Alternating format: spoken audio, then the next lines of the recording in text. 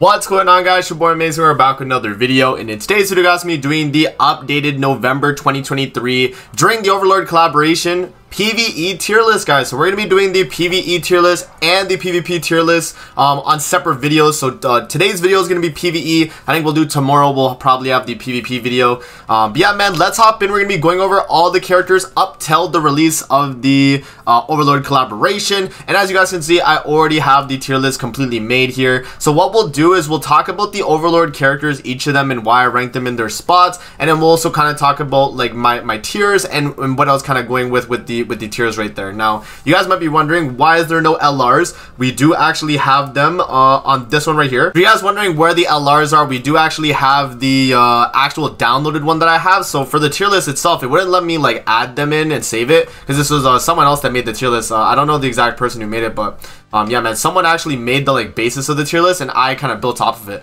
So yeah, this is the actual one including LRs for PvE, so we'll use this one, but this is the actual tier list, so it is on tier list maker. You guys can check it out on my like my Twitter page for it. So check out my Twitter, my tier list maker account. But yeah, let's hop in and let's go over my reasoning for not every character, but you know, the general idea for a lot of the characters and my tier, like naming the tiers and how I went about it. So first tier that we have here, guys, is D tier, which means not viable in PvE content. When I say not viable in PvE, that means characters that you're just not going to use, right? They're characters that you can probably use them, you know, you can give them the benefit of the doubt. There's a lot of characters you can give the benefit of the doubt, but they're not going to be characters you're using in PvE anymore, considering the landscape BR and Grand Cross. There's a lot of characters in the game that are really good. There's a lot of bad characters, as you guys can see, from Ludo all the way down.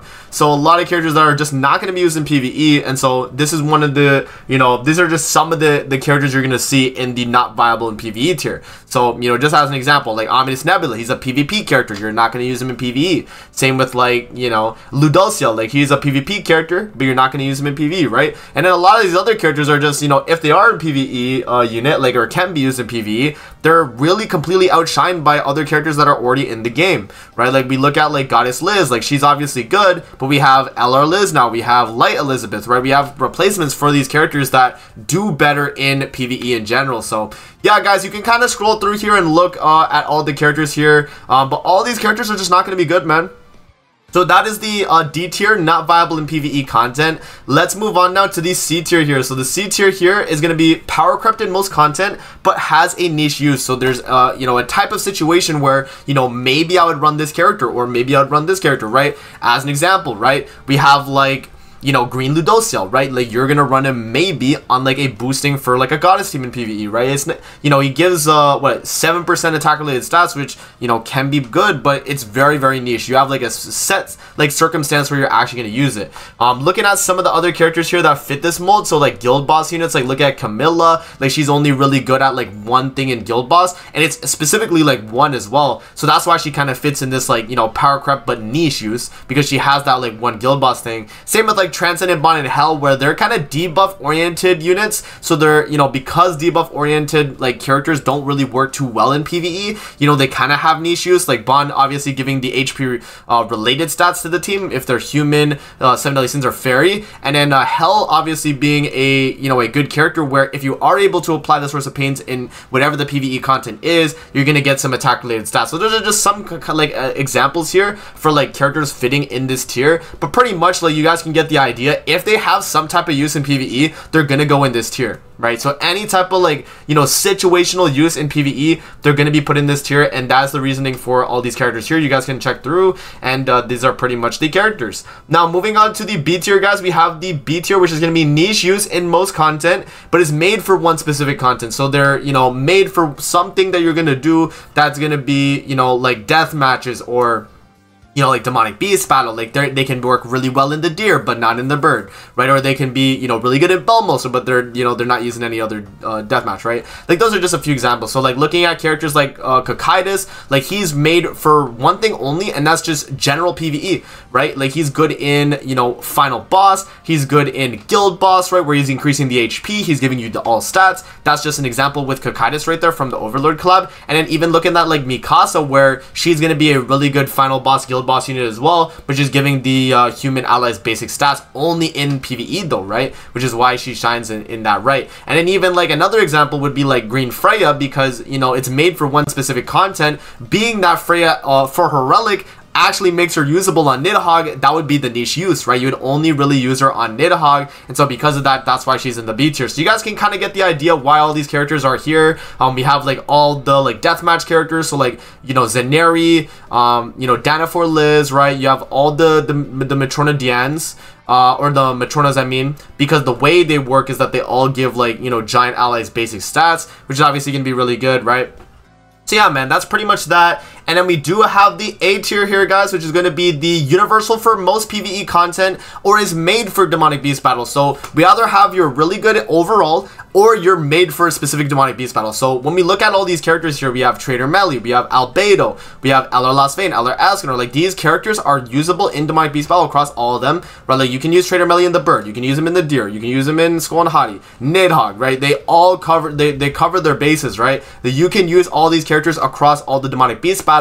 They might not be like optimal per se, but they're gonna be good options, right? Look at like, you know, Goddess team on Nidhogg, right? You look at like Tarmiel, Margaret, you know, we have like specifically the red Margaret where she is made for Nidhogg. Same with the red Freya, right? With her holy relic, she's made for Nidhogg, right? Looking at like Miguel, the Jormungand, like they're made for their specific demonic beast battles. Then you have like characters like Roxy where she's really good speedrunning on like a human team, right? So there's just a bunch of variations here, but as you guys can see, these are the characters that I'm gonna say are pretty universal in PvE. Like, if you have any of these characters here, a lot of your PvE content is gonna be covered, man. So if you have all these characters built, gonna be a good stuff, man. So yeah, that's going to be the A tier right there, guys. And then moving on to the S tier right here, we have universal in all types of PvE content or optimal. So we have Mael, Eller, Liz, and Freyr. So these are three characters that are super broken, man, for what they're able to do, right?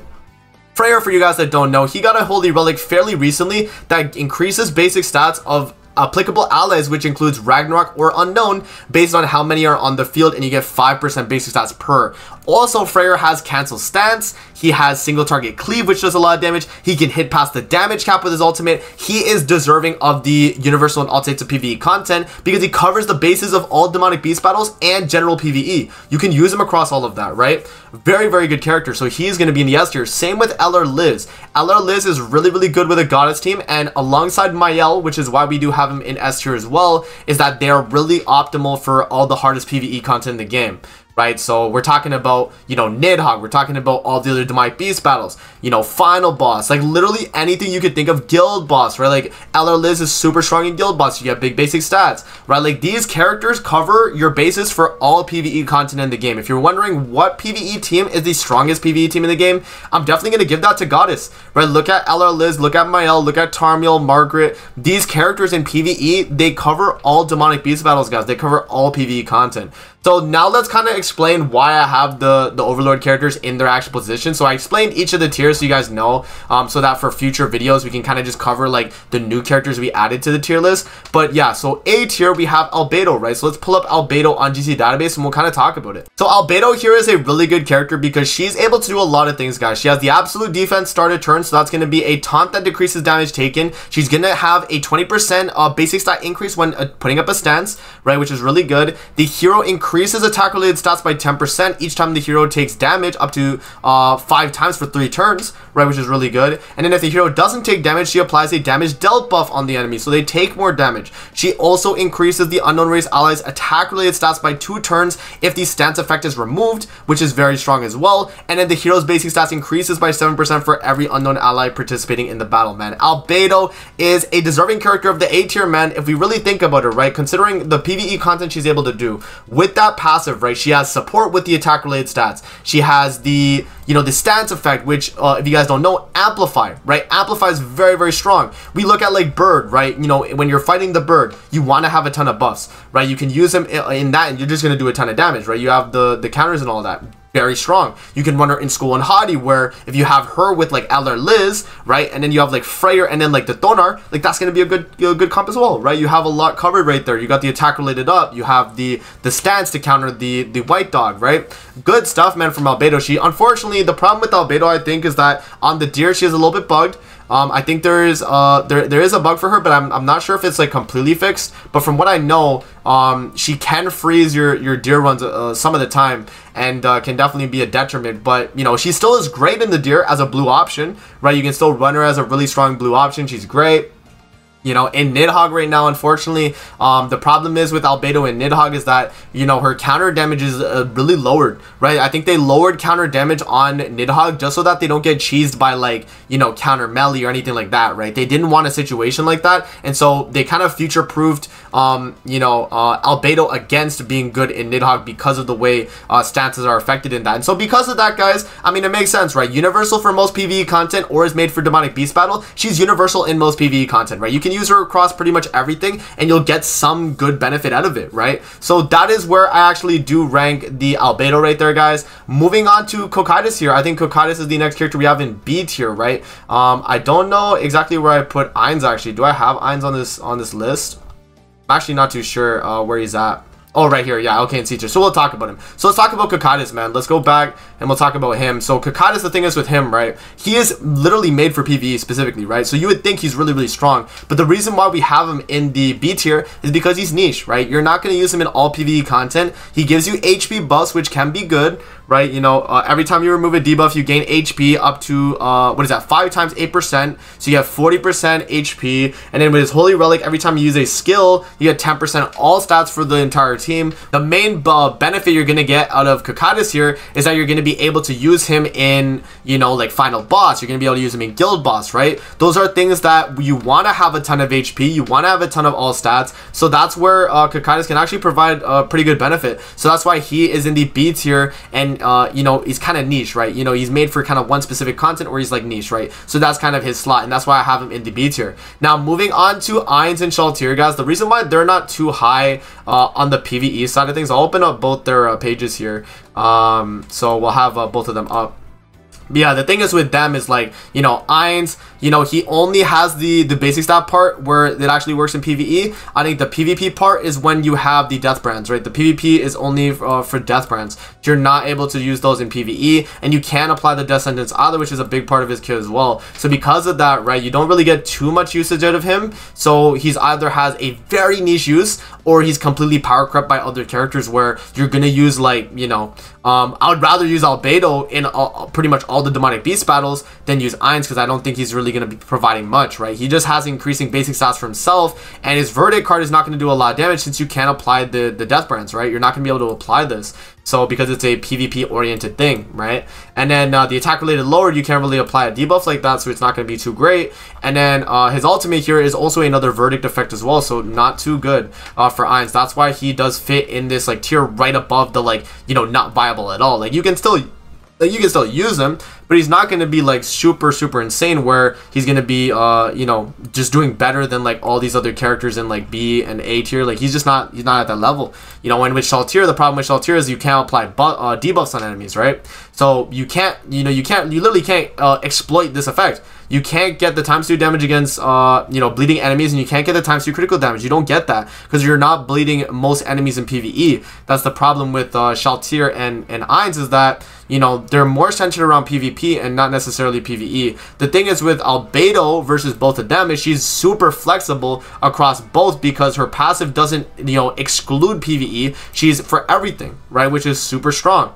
And then with Shaltir here, she does get the Berserk buff, and that does give her 50% attack-related stats. But the problem is that you can't benefit from the card usage because you're not bleeding too many enemies in PvE. And then, you know, the Infect here, you can't really apply Infect in PvE either, right? I think the most benefit you'll probably get out of Shaltir is maybe using her for, like, you know, some type of, like, farming stage, or maybe in, like, a final boss if you really do need like the damage that she's able to do, and you can apply debuffs. Like, that might be the only time. And then, you know, with her Holy Relic here, she's gonna restore allies HP by 30% of the hero's damage dealt to bleeding enemies. So if you can, you know, make the enemies bleed, you can actually use her as, like, a dedicated healer, which can be very strong too. So it really does depend, but I think overall in PvE, because you're not really going to be using them in too much things, and, you know, they're pretty much power crept, right? And have niche use. So I think they do fit this kind of bill where they're in the C tier. They're not better than anyone in B, A, or S. They're just, you know, they're kind of there. They're definitely better than all these other characters down in the D tier,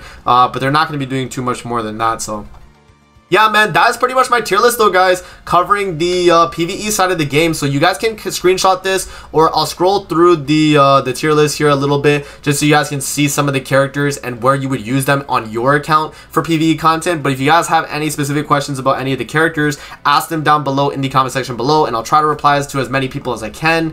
But if there's any characters that you guys are wondering like why I have them in that tier, I can explain them in the comment section, or maybe someone else that knows, you know, what they're capable of doing as well can also reply in the comment section as well. So yeah, man, that pretty much covers the PvE tier list for November 2023. Let me know what you guys think in the comment section below. Is this a pretty good tier list? If you guys want to see the actual tier list on my tier maker account, go on my Twitter here, from my Twitter. If you search up my Twitter account from here, you might be able to follow it. But yeah, the reason why we don't have the LRs on this is because it wouldn't save. That's like the only thing. So I only have it on my downloadable image, but it is on my tier list maker as well. So yeah, man, that's pretty much it for the video though, guys. I hope you guys do enjoy. Don't forget to like, comment, subscribe as always. If you guys want to see more videos like this, definitely let me know in the comment section below, and I'm gonna see you guys in the next video. Peace out and have a good rest of your day, guys. See you later, man.